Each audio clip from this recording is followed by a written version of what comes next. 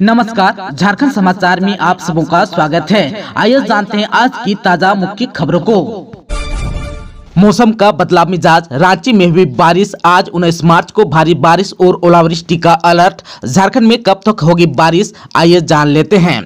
झारखंड की राजधानी रांची में सोमवार को मौसम का मिजाज दोपहर बाद अचानक बदल गया और बारिश होने लगी। राज्य में 21 मार्च तक बारिश के आसार हैं। मौसम विभाग ने बारिश, वज्रपात और ओलावृष्टि को लेकर अलर्ट जारी किया है। आज 19 मार्च को रांची समेत कई जिलों में भारी बारिश, वज्रपात और ओलावृष्टि को लेकर अलर्ट जारी किया गया है। मौसम विभाग ने अपने पूर्व अनुमान में बताया है कि 22 से 24 मार्च तक मौसम मुख्यतः साफ रहेगा, मौसम शुष्क रहेगा। आप सबको बता दूं कि आज 19 मार्च को झारखंड के कई स्थानों पर गरज के साथ बारिश हो सकती है। वज्रपात की भी आशंका है। आप सबको बता दूं कि गुमला, खुट्टी, सिमडेगा, पश्चिमी सिंहभूम, रांची और लोहरदगा जिले में कहीं कहीं गरज के साथ तेज हवाओं के झोंके आ सकते हैं और ओलावृष्टि भी हो सकती है। इसे लेकर अलर्ट जारी किया गया है। वहीं झारखंड के पश्चिमी, मध्य एवं दक्षिणी भागों में 20 मार्च को गरज के साथ तेज हवाओं के झोंके यानी कि 30 से 40 किलोमीटर प्रति घंटे आ सकते हैं। बारिश के भी आसार हैं। इस दौरान वज्रपात की भी आशंका है। इसे लेकर येलो अलर्ट जारी किया गया है। वहीं 21 मार्च को राज्य के दक्षिण पूर्व एवं निकटवर्ती मध्य भागों में कहीं कहीं गरज के साथ बारिश हो सकती है, वज्रपात भी हो सकता है। इसे लेकर येलो अलर्ट जारी किया गया है। मौसम के बदलते मिजाज को देखते हुए मौसम वैज्ञानिक ने आम लोगों को सलाह दी है कि घर से बाहर निकलने पर सतर्क और सावधान रहें। कहीं रुकना पड़े तो सुरक्षित स्थान पर ही शरण लें। विधायक दशरथ गगराई बोले, भाषा, संस्कृति, परंपरा ही हमारी पहचान, इसे बनाना है और सशक्त। आदिवासी हो समाज महासभा के तत्वावधान में सोमवार को सरायकेला कुचाई के बिड़ीदिरी मैदान में बाबा जुमर साहस जागरूकता कार्यक्रम का आयोजन किया गया। कार्यक्रम में पहुंचे स्थानीय विधायक दशरथ गगराई ने कहा कि भाषा, संस्कृति, परंपरा में ही हमारी पहचान छिपी हुई है। इसी से हमारा अस्तित्व जुड़ा हुआ है। हम सबको मिलकर अपनी भाषा, संस्कृति, परंपरा को सशक्त बनाना है। विधायक दशरथ गगराई ने कहा कि इसके लिए नई पीढ़ी को जागरूक होकर कार्य करने की जरूरत है। उन्होंने कहा कि भाषा, संस्कृति के मामले में हमारे समाज की ऐतिहासिक पृष्ठभूमि काफी समृद्ध रही है। ऐसे में हम सभी का सामूहिक दायित्व बनता है कि हम अपनी भाषा, संस्कृति और परंपरा को सशक्त बनाने के लिए कार्य करें। कार्यक्रम को संबोधित करते हुए आदिवासी हो महासभा समाज के केंद्रीय अध्यक्ष कृष्ण चंद्र बोदरा ने कहा कि आधुनिकता के दौर में भी हमें अपनी परंपरा एवं संस्कृति को साथ लेकर चलना है। कई जगहों पर देखा जा रहा है कि युवा पीढ़ी इससे दूर होती जा रही है। उन्होंने कहा कि किसी भी परिस्थिति में हमें अपनी जड़ को नहीं छोड़ना है, नई पीढ़ी को भी अपनी संस्कृति से जोड़ना है। उन्होंने युवा पीढ़ी से अपने सामाजिक त्योहारों में डीजे साउंड को दूर रखकर मांदर, नगाड़े समेत पारंपरिक वाद्य यंत्रों का उपयोग करने की अपील की। साथ ही सामाजिक त्योहार में पारंपरिक दामा, दुमंग, ऋतु, बनाम जैसे वाद्य यंत्रों को ही प्रयोग में लाने के लिए प्रेरित किया। कार्यक्रम के दौरान विधायक दशरथ गगराई, आदिवासी हो समाज महासभा के केंद्रीय अध्यक्ष कृष्ण चंद्र बोदरा समेत अन्य अतिथियों ने मांदर और नगाड़े की थाप पर नृत्य भी किया। इस दौरान विधायक ने भी मांदर की थाप लगाया। कार्यक्रम के दौरान क्षेत्र के महिला पुरुषों ने सुरती गीतों पर भी नृत्य किया। 1000 करोड़ के अवैध खनन मामले में साहिबगंज पहुंचे सीबीआई, गोताखोर बुलाकर कराई गई पत्थर खदान की मापी। 1000 करोड़ के अवैध खनन और मनी लॉन्ड्रिंग मामले में 108 दिन बाद एक बार फिर सीबीआई की टीम साहिबगंज पहुंची। रविवार की शाम ही सीबीआई के अधिकारी साहिबगंज पहुंच गए थे। ईडी के गवाह रहे नींबू पहाड़ प्रधान विजय हंसदा के ST/SC केस में कुछ माह के भीतर 5वीं बार सीबीआई यहां पहुंची। सोमवार की अहले सुबह सीबीआई की टीम ने DMO कृष्ण किस्कू के साथ मंडरो अंचल के सिमरिया मौजा की ओर रुक की।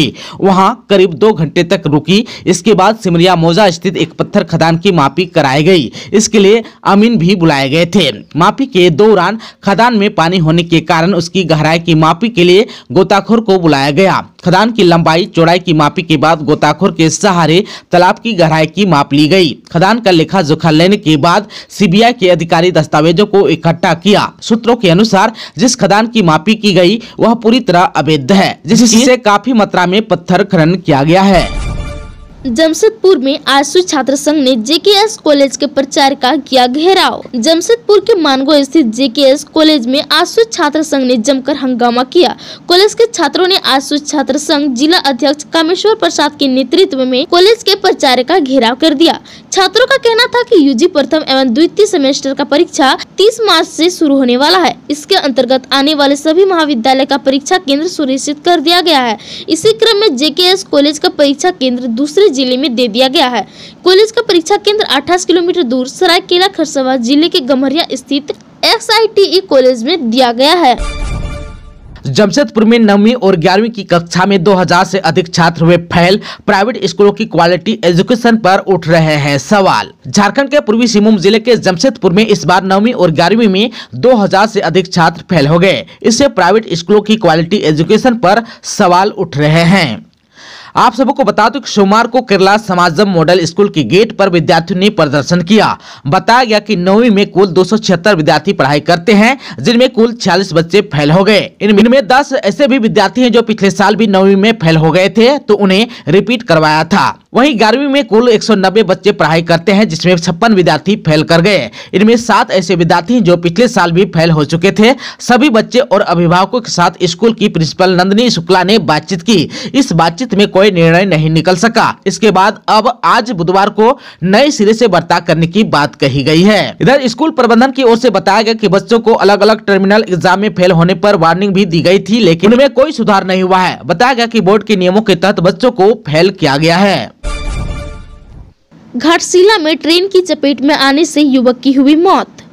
घाटशिला थाना क्षेत्र की काशीदा रेलवे अंडरपास के समीप सोमवार को किसी अज्ञात ट्रेन की चपेट में आने से 32 वर्षीय एक युवक की मौत हो गई। घटना की जानकारी मिलने पर रेलवे पुलिस GRP एवं समाज सेवा कालीराम शर्मा के साथ घटनास्थल पर पहुंची।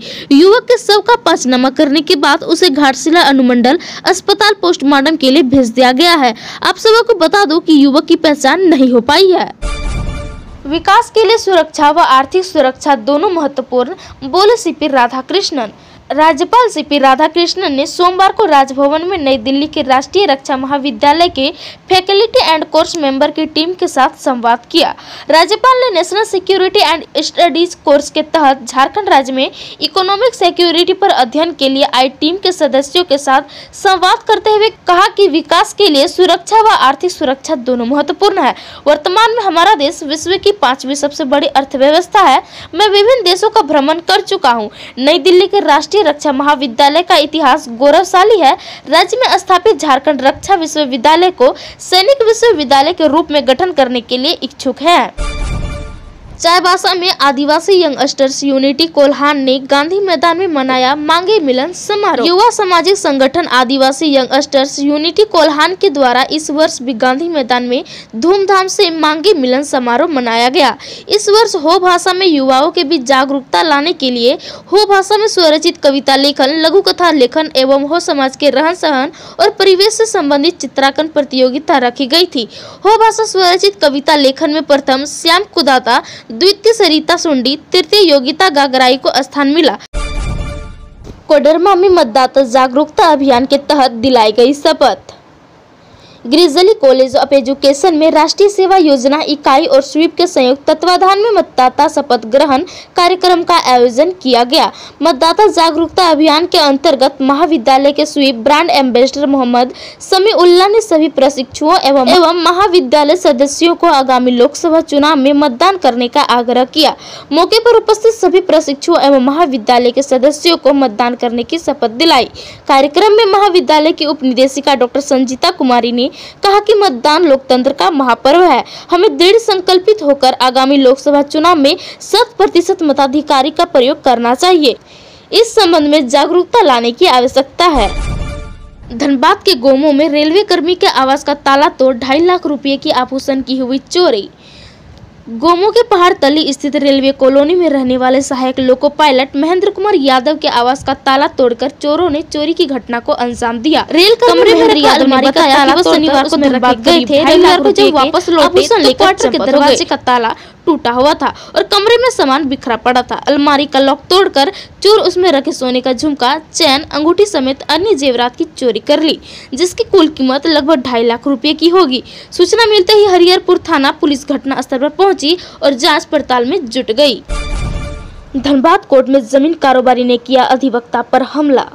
धनबाद जिले के बलियापुर निवासी जमीन कारोबारी रवि रंजन वर्मा ने सोमवार को कोर्ट परिसर में अधिवक्ता परिमल आचार्य पर हमला कर दिया।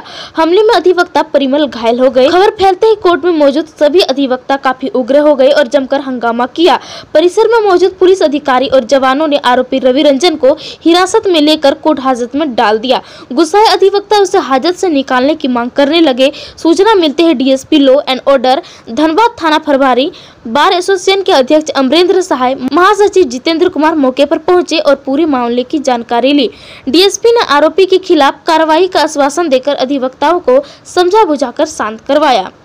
अधिवक्ता परिमल आचार्य ने बताया कि उन्होंने बलियापुर में 3 एकड़ 4 डिसमिल जमीन किसी व्यक्ति को बेचने का एग्रीमेंट किया था। रवि रंजन जमीन को उक्त व्यक्ति को बेचने पर बुरे परिणाम भुगतने की धमकी दे रहा था। यही नहीं, रवि रंजन ने वर्ष 2018 में उनके विरुद्ध एक झूठा मुकदमा भी दायर किया था। अधिवक्ता ने आरोप लगाया कि पिछले 7 जनवरी को भी रवि रंजन ने सराय ढीला मानस मंदिर के समीप उसके साथ मारपीट की थी। दोस्तों, अभी तक आपने चैनल को सब्सक्राइब नहीं किया है तो प्लीज चैनल को सब्सक्राइब कर बेल आइकन को प्रेस कर दीजिएगा ताकि खबरों का अपडेट आपको मिलता रहेगा। इसके साथ ही आज के खबरों में बस इतना ही। हमें दीजिए इजाजत।